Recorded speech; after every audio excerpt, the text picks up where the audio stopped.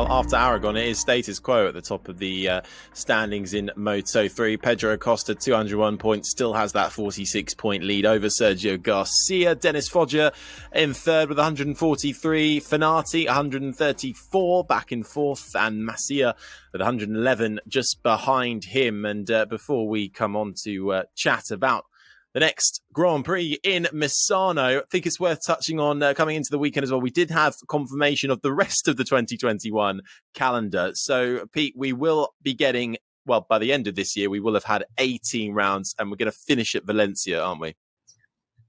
That's right. Yeah. Aren't we? Yeah, we are, definitely. Hopefully. Yes, that's right. So Argentina, which has been postponed since April, isn't it? Is not coming back. And so there'll be 18 rounds, not the 19 that was originally proposed. And there'll be a test at Jerez, I think 2 weeks after. There'll be one post-season test. So at least Keith's brought this up before of teams don't even know what their winter development program is. Well, at least now they have a better idea. There'll be one official test this year at the end of the season, and then it goes to Sepang at the start of 2022. What I don't understand is how Circuit of the Americas have managed to hang on in there with their present COVID rate over in Austin, Texas generally. You're reading all the time, and I tried to cross-reference all this information that's coming across from the States because, quite often Twitter's probably not the best place to get your information. So I tend to try and pick up on the decent papers and the decent information. But it seems across the board that they're, ICU places and intensive care beds are in short supply in the whole of Texas. And Austin has been going through a massive amount of extra COVID precautions and so on and so forth. And yet we've got this situation where we are definitely going there. I know there's a few journalists, particularly, because they do whinge a lot, journalists, that are moaning about perhaps this is, wrong in as much as, the risk to rider and team and so on and so forth. But I suppose the counter argument to that is the way that Dorna dealt with Silverstone. Britain at the moment is, everybody knows, is not the world's favourite from a point of COVID levels, Brexit, whatever else you want to talk about. We don't seem to be flavour of the month in the world at the minute, with one thing and another. And the way that Dorna dealt with their Silverstone situation is they locked down the paddock. There were no passes, there were no opportunities to get into that paddock unless you were associated with a named team, whether it be a broadcast team, and you had to stay within that group. And they kind of front-loaded their quarantine for the Spanish, particularly going home. Obviously, Dorna are Spanish, so they were going home on the Monday. And the way that they did it seemed to deal with the Spanish authorities were they locked down Silverstone so that they didn't have to quarantine when they got back to Spain, which was quite a clever maneuver, really. So I'm wondering whether the way they've got over COTA, the Circuit of the Americas, is by doing a similar thing where it is going to be absolutely locked down.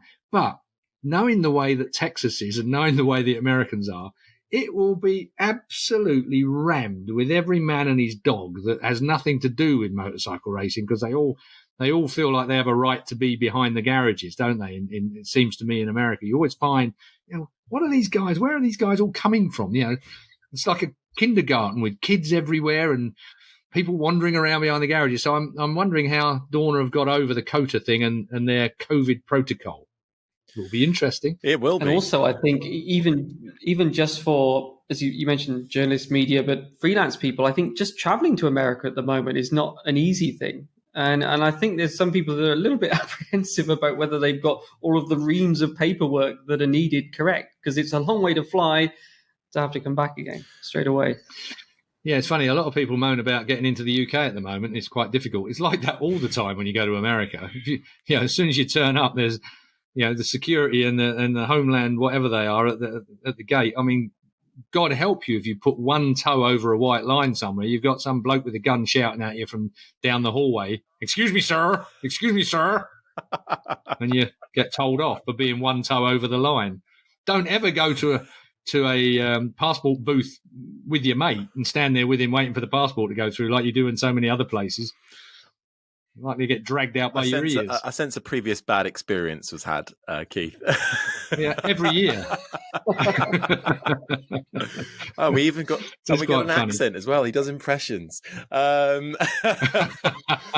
it is good. I think a word as well needs to be said to Torno for, if you're getting 18, hopefully 18 rounds on the calendar, we're still very much in the midst of this pandemic. It's not gone anywhere either. I think there's a danger of people, trying to carry on like normal, but it is still there. We are still fighting all the rules and the regulations that have to be fought around to get these races underway. So I think brilliant if we can get 18 races on the calendar as well. So nice to see that confirmed, and we'll see how it unfolds, especially out in America. Let's move on though, shall we, to next weekend, where no rest for the wicked. Actually, we're straight into Misano. So let's have a little preview of that, and your insider's guide, Keith, give us the lowdown on all things Misano.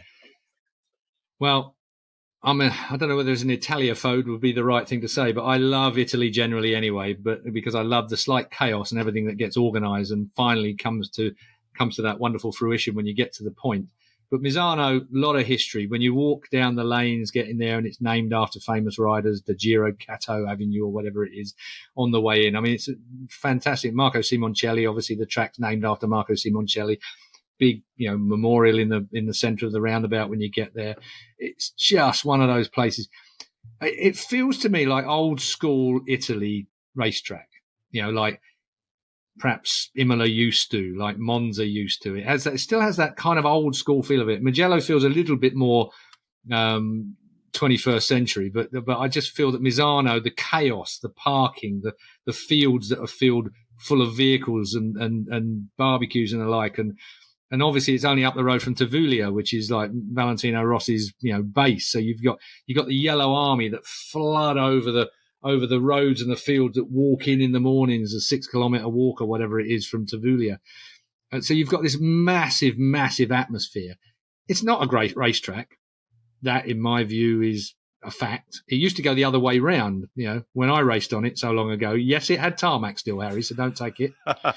What? It wasn't dirt. It was still tarmac, but it used to go the other way round. Now it's a right-hand racetrack as opposed to a left-hand racetrack. So turn 11, which is Huewen, which was it is a massively fast corner. You now hit that corner and you're now decreasing speeds through the next 3 turns, where in the old days you used to come the other way round, and obviously you were increasing all the way up through your speed till you got to Huewen, where the thing was like sideways and flat in 5th or whatever it would be back in the day. But beside you on your right-hand side back in the day was this sort of 10-foot concrete wall that was about 1.5 meters from the edge of the track. So they turned it all the other way because it's on a tiny piece of land, Misano, the actual racetrack. They turned it the other way, so you got a bit more runoff through some of these corners, and it works very, very well. But it's just not. It's not a great racetrack. It's been resurfaced a couple of times. One of the standouts for me is Aldo Drudi's painting. Believe it or not, I've never seen curbs in the side of a racetrack so artistically done. I don't know how much money it costs them to spend to do it, but it's worth every penny of it because it looks brilliant. I like Misano as an atmosphere, but not as much as Mugello as a track. It's not one of the greatest tracks on the calendars, but as an atmosphere, it's typically chaotic, nowhere to park. People trying to tout passes all over the place. There's as much going on outside the track in the street with all the vendors and street food and beer outlets, and it's great for us because you can't get out afterwards. It's like it's rammed, so all the roads are all full. So you walk out the car park and sit and have a few beers, and you'd be amazed at the Grand Prix riders that come along, that just are walking to wherever they go. You sit there. We sat there the other day. I sat there the other year with me and Neil Hodgson sitting there gulping pints down, and Chris Walker came walking past with his wife, and a couple. It has this wonderfully laid back atmosphere, and I really enjoy that kind of thing. I think from a fan's perspective, when you can get the others. We're also bloody intense, the media and ex-riders and so on. It's on to the next one. We've got a plane to catch tonight at 7:01, and we've got to be there, and the hire car's got to be. And you're always thinking, like, get out of here, like, as rapid as you can. But there are some tracks, like Mugello, which is a nightmare because it's got single-track lane leading to it. So trying to get all them thousands of people down it at the end of the day is just ridiculous, and it's quite funny. If you're in a hurry, get a helicopter because you ain't going anywhere. And Misano is pretty similar to that. You can turn right out the track and try that way round if you like. You can turn left. Then you get to about 5 miles away from the toll booths on the motorway. Oh, awful. They are taking the couple of euros off each and every car. And by the time it's back 20 miles back up to the track, because they don't know what they should do. And they've done it before. They just open the toll booths and you can all whiz through onto the motorway. But of course, they don't let that happen. So you end up with, and what they do is they have this like the equivalent of what you get in an airport when you go to the pass booth, that zigzag where there's hundreds of people all zigzagging. You're really only 20 feet away from the booth, but you're like 100 miles away from it really by the zigzag. Well, they do the same thing in Misano.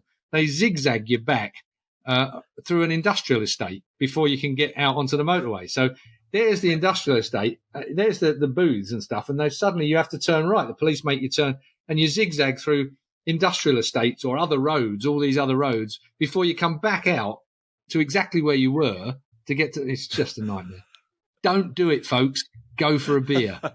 But don't drink and drive, by the way. Wise words. And actually, Pete, just looking at the results as well from last year at San Marino, Morbidelli was on top and he won the race. And I thought that might actually be a good segue just to briefly touch on Morbidelli, because Rossi spoke a lot about him this weekend as well. We're still waiting for him to return. It is scheduled, but this injury, it seems to be a bit bigger than perhaps it was initially made out to be. And it's still a little bit in doubt, but and when he comes back, it's certainly not going to be business as usual, is it?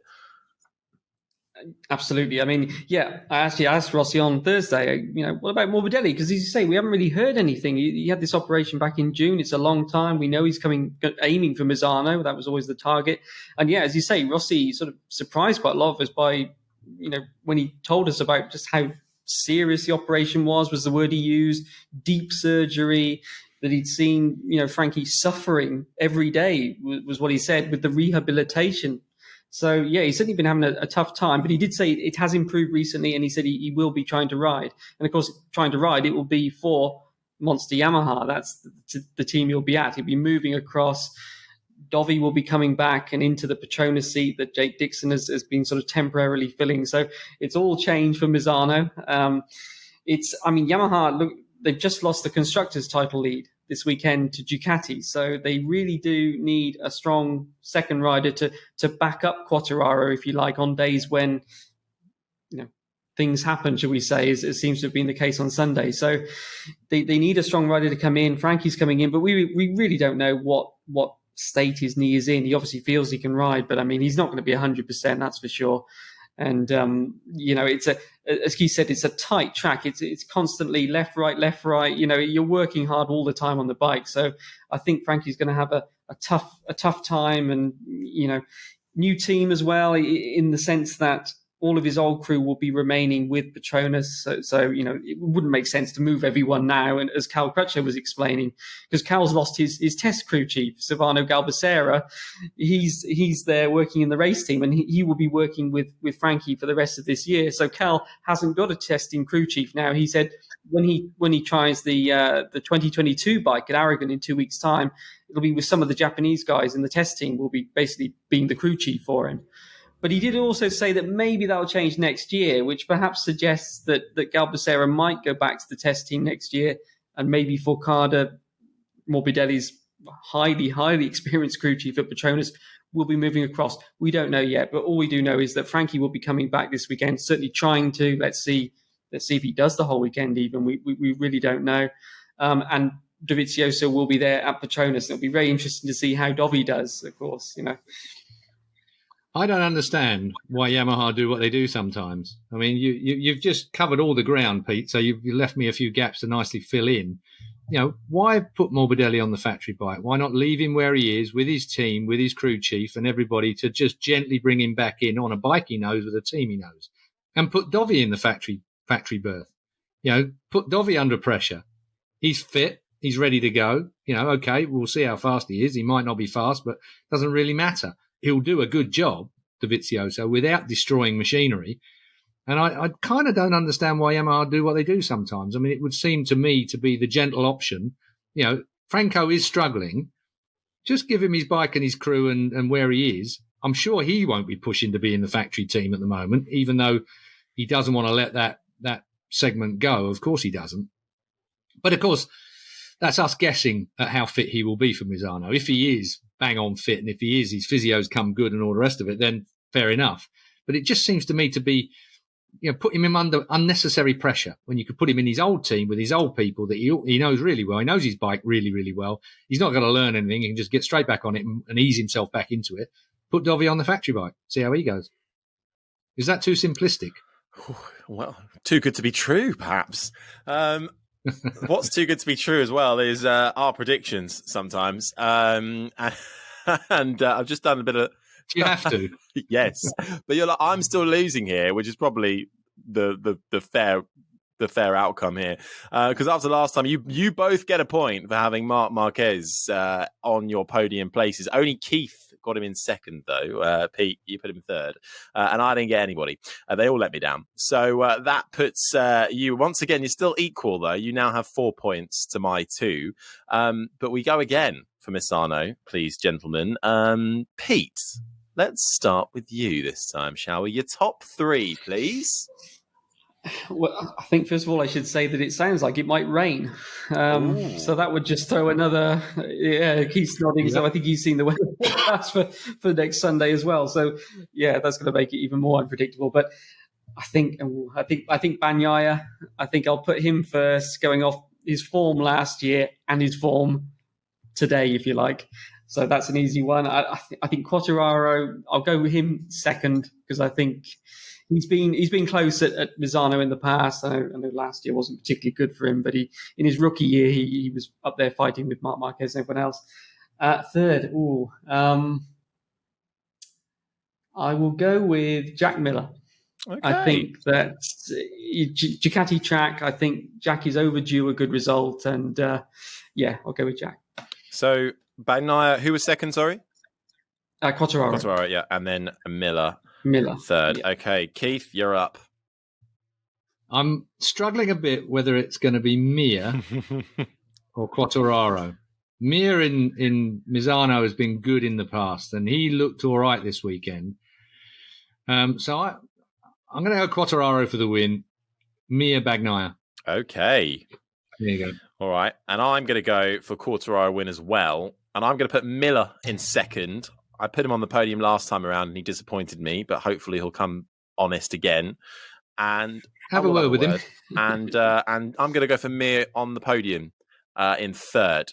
So that's what I've gone for. So me, Quartararo, Miller, Mir, Pete, Bagnaia, Quartararo, Miller, and Keith, Quartararo, Mir, and Bagnaia. Well, as ever, it's never long to wait, it seems, for our results to come true or not, because it all gets going once again in Misano from the 17th of September. We'll return straight after for all the latest reaction and all the trending topics you can keep up to date throughout the week and the weekend when we're not on air. It's all at crash.net. Any questions, send them in all the usual ways, comment section or tweet, Instagram or Facebook us. Just search for Crash MotoGP and leave us a review as well, wherever you get your podcasts. We've had some nice reviews recently on Apple Podcasts, so keep them coming our way.